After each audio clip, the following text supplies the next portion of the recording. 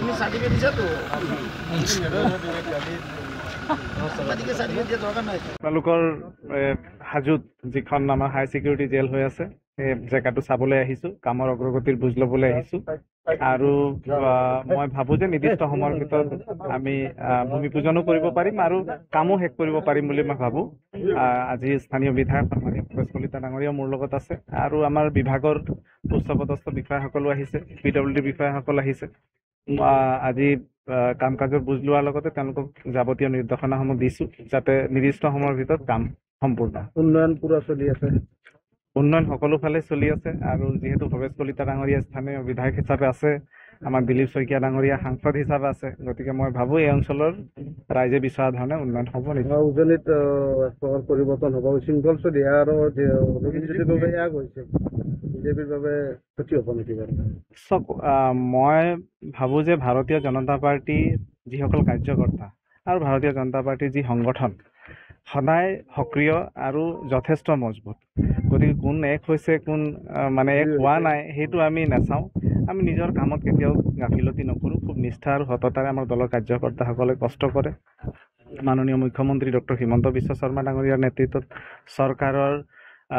চৰকাৰখনে খুব সুন্দৰভাৱে কাম কৰি আছে। আমাৰ সন্মানীয় বিধায়কসকলে, সাংসদসকলে সকলোৱে সকলো সময়তে ৰাইজৰ মাজত থাকি পেলাই নিজকে এটা বেলেগ গ্ৰহৰ প্ৰাণীৰ দৰে ৰখা নাই। আগত যিটো পৰম্পৰা আছিল, সকলোৱে ৰাইজৰ মাজত থাকি, ৰাইজৰ লগত থাকি, ৰাইজৰ সুখে দুখে লগত থাকি ৰাইজৰ হৈ পেলাই কাম কৰি আছে। গতিকে যেতিয়া কাম কৰা হয়, ৰাইজৰ মাজত থকা হয়, তেতিয়া কোনো ধৰণৰ কোনোবা এক হ'লে, কোনোবা বিয়োগ হ'লে, কোনোবা যোগ হ'লে কোনো ধৰণৰ প্ৰভাৱ নপৰে বুলি মই ভাবোঁ। পঞ্চায়ত নিৰ্বাচনত আপোনালোকৰ যথেষ্ট মৰম,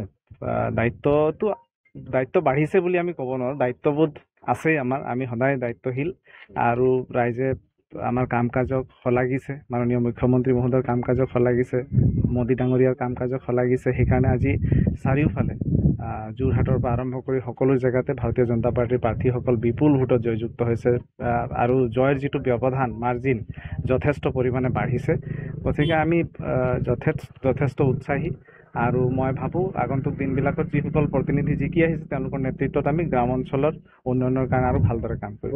আমাৰ বাক্তা গাঁৱত যি ভোল্লাবৰী স্থানত হাই ছিকিউৰিটি জেলখন নিৰ্মাণ হ'লৈ গৈ আছে, এই বিভাগৰ সন্মানীয় মন্ত্ৰী আমাৰ ৰূপেশ গোৱালা ডাঙৰীয়াই স্পট ভিজিট কৰিলে। তেখেতসকলৰ যি ডিপাৰ্টমেণ্টৰ উচ্চপদস্থ বিষয়াসকল আছে তেওঁলোকৰ উপস্থিত, লগতে টেকনিকেল যিটো পাৰ্ট চাই ইঞ্জিনিয়াৰিং লগত লৈ আৰ্ট ফিলিং ইতিমধ্যে কাম চলি আছে।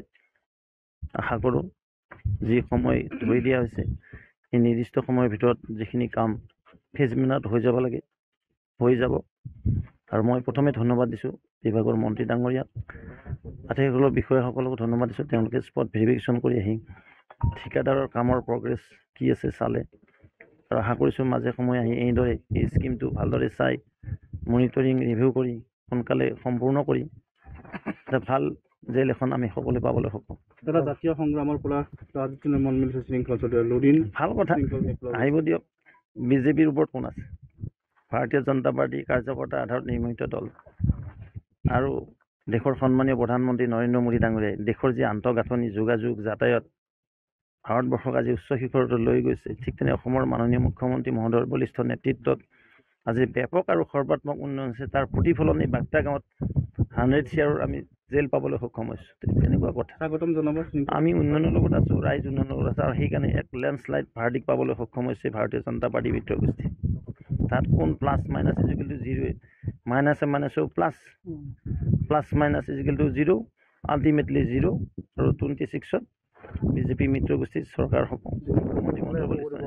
আৰে মই ক'লোঁ কি ভাই, মাইনাছে প্লাছ। গৌৰৱ এইবাৰ প্ৰত্যাহ্বান হ'ব মুখ্যমন্ত্ৰী? কোনো প্ৰত্যাহ্বান নহয়, প্ৰত্যাহ্বান এতিয়া ধূলিসাৎ হৈ গ'ল কংগ্ৰেছ। আপুনি গম পায় নাপায় কংগ্ৰেছে কিমান % ভোট পাইছে? কংগ্ৰেছ এতিয়া ডিমলাইজ হৈ গৈছে। কংগ্ৰেছক মই কৈছোঁ না ইলেকশ্যন যে ফুটা কলহত ফুটা বাল্টিত আৰু কোনোৱে পানী ঢালিবলৈ নাযায়। মই ক'লোঁ কি যে কংগ্ৰেছক বাই ফিজ দিছে অসমৰ জনগণে, দেশৰ জনগণে, হিন্দুস্তানে।